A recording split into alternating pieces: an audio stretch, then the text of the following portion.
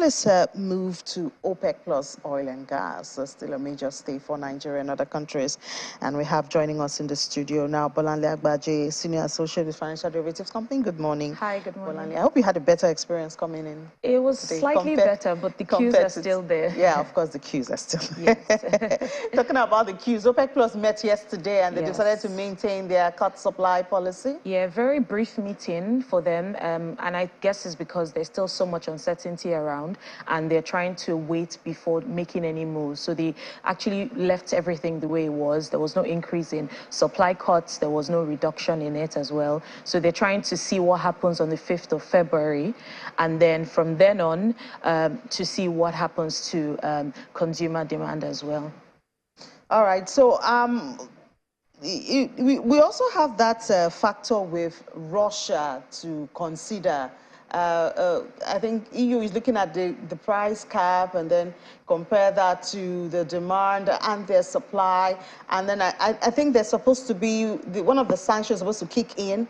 I think... so sanctions on oil. Yes, transportation kick through the ship, yes, through the water. On the 5th of February. And it would be nice to see how, Russia reacts to that and what happens to Russian supply as well.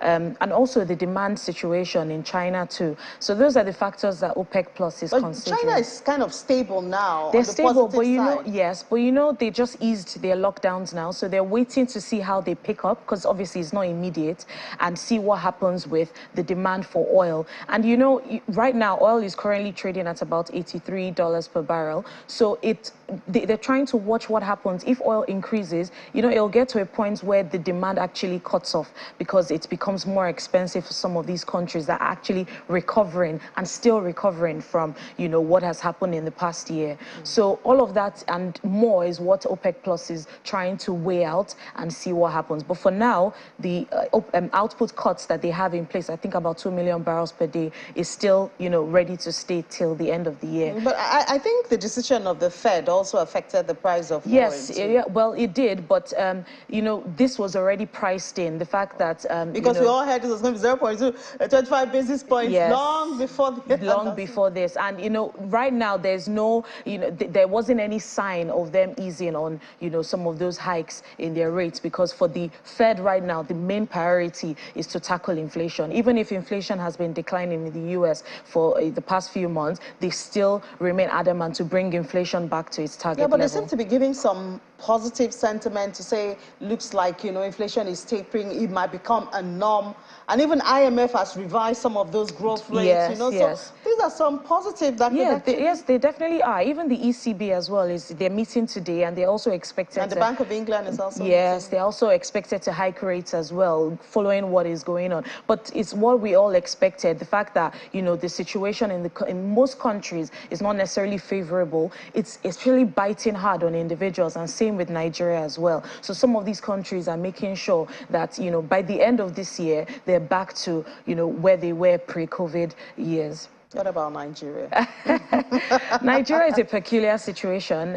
It's a very difficult time for us. Individuals, most Nigerians should just expect that it's going to become even much tougher for them, at least in the short to medium term. And we do hope that, with the new administration, something good comes out of it. And so we're counting down to the election. So yes. We have one election in February, we have one in March. Yes. So we don't know if relief will come after the big one, which is in February 25th, or is it are we going to have to wait until March? I feel like we would have to wait even after March, because it will definitely take some time for them to adjust and, create plans for the country, and obviously follow suit with what the budget, or what the current budget has in place as well. So some of those plans will definitely take time for implementation to take in as well. I do hope. I mean, I think one major part of this year I'm looking forward to is that subsidy removal. Yes. I mean, at this point, seems everybody has agreed that we need to take away subsidies. Yes. But really implementing it is another thing. The PIA is there, they're supposed to bring sanity and attract more investors into the oil and gas, and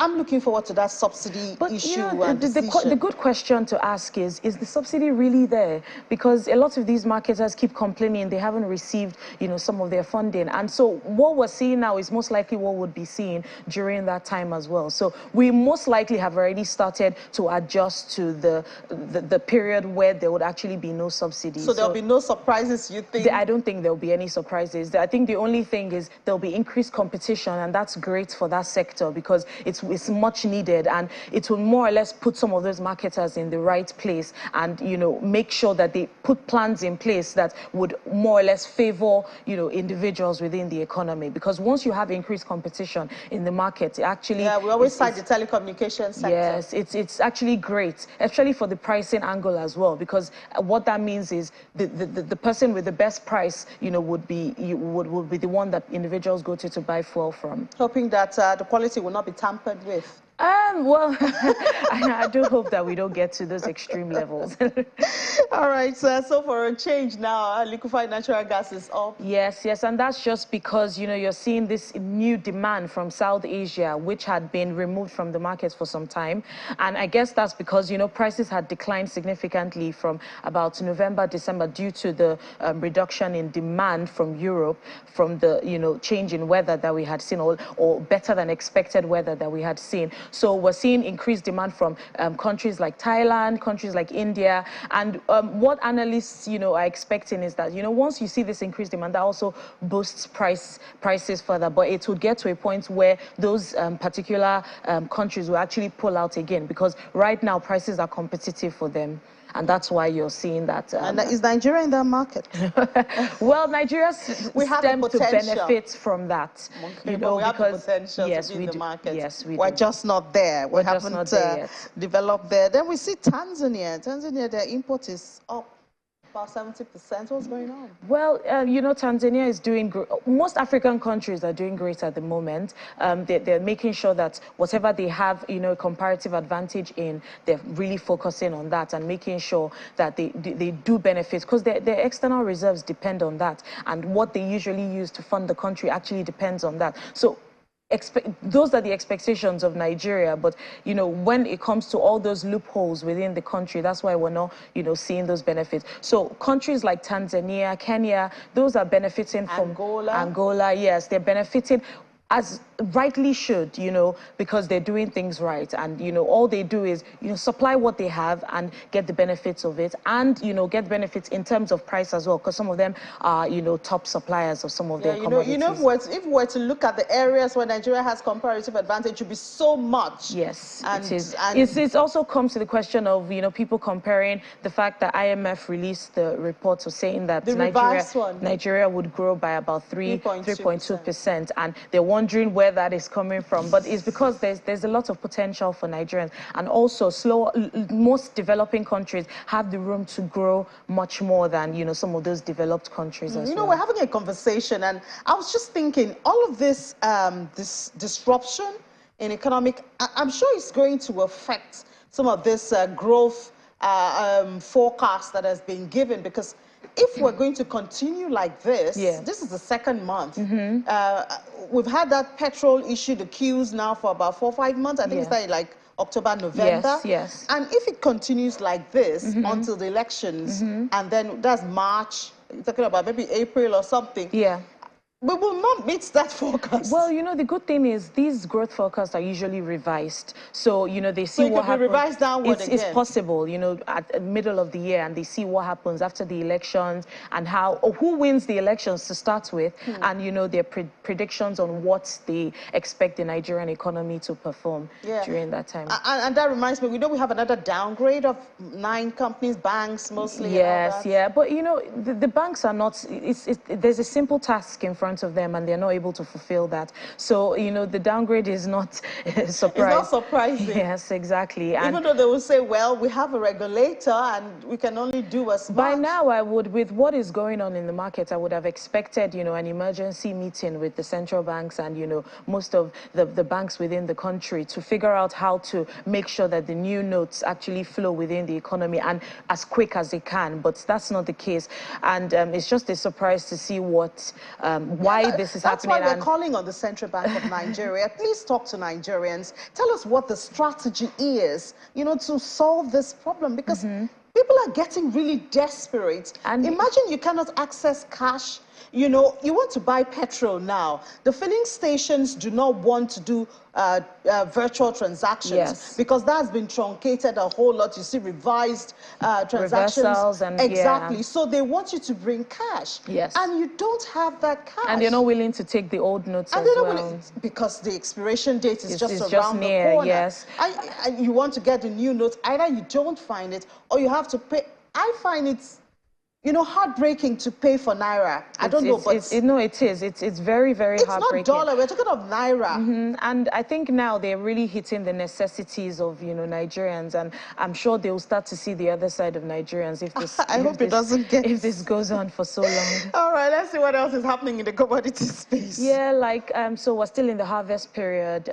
Commodities, major commodities are actually declining. And it's very unfortunate that, you know, Nigerians are not benefiting as much from that because they can't actually, you know, purchase some of these commodities. We heard some news about, you know, some women in the market. They're not willing to accept transfers because they're not sure they would see it, and they're also not willing to take the old notes. So it's really hitting on you know, that's what a lot of people said when the issue of the redesigned Naira came, and the e-Naira is also there, and people said, do we have the infrastructure, you know, to handle this volume? Nigeria is a very well-populated country. Exactly. And now, not even everybody, but some people are turning to those online transactions, and the infrastructure cannot handle it. It can't. It takes a very long time to actually make a simple transfer these days, and it's... That's if you're not unlucky that it gets hooked. You understand? Because you could be debited. Exactly. It doesn't get to the destination, and so somewhere the money is gone. And how do you even get into a bank to resolve that? To resolve that at this point, it's a trying time for us. But I do hope that going forward, actually when the deadline comes in, something changes within the economy. I really do hope. Yeah, well, let's hope that will keep us alive. Yes. Thank you so much, Bolanle Agbaje, Senior Advocate, the Financial Derivatives Company. Thank you for your time this morning. Thank you for having me.